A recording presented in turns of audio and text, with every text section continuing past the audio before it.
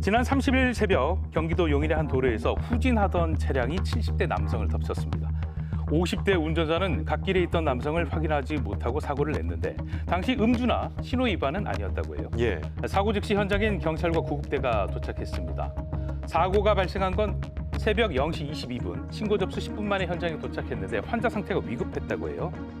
남성이 복강 내 출혈을 의심한 구조대는 병원으로 이송 조치했습니다. 하지만 이 남성은 사고 발생 2시간 20분 만에 구급차 안에서 사망하고 말았는데 문제는 병원 때문이었습니다. 네, 이 사고 직후에 구조대도 바로 왔고 또 곧바로 이송 조치가 됐는데 이 남성은 왜 사망을 한 건가요? 네, 병원 측에서 병상 부족의 이유로 수용을 거부했다라는 겁니다. 이런 병원이 10곳이나 됐다고 하는데요.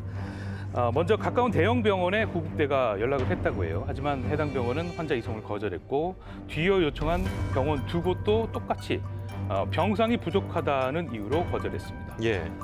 이후에 인접 지역인 수원과 안산까지 대형 병원 8곳에 추가로 수용을 요청했는데 끝내 요청한 11개 병원 중 10곳은 병상 부족의 이유였고 또 한 곳은 전화를 아예 받지도 않았다고 합니다.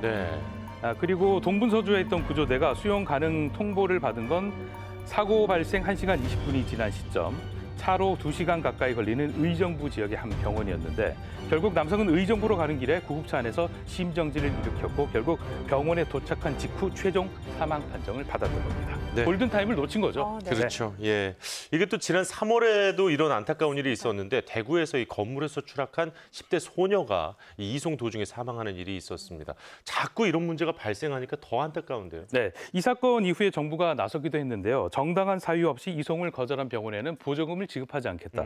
그리고 보건복지부도 그때 대대적으로 현장 조사까지 벌였는데 이렇게 대책과 행정처분까지 내렸는데도 이른바 응급실 뺑뺑이 사고는 계속되고 있습니다.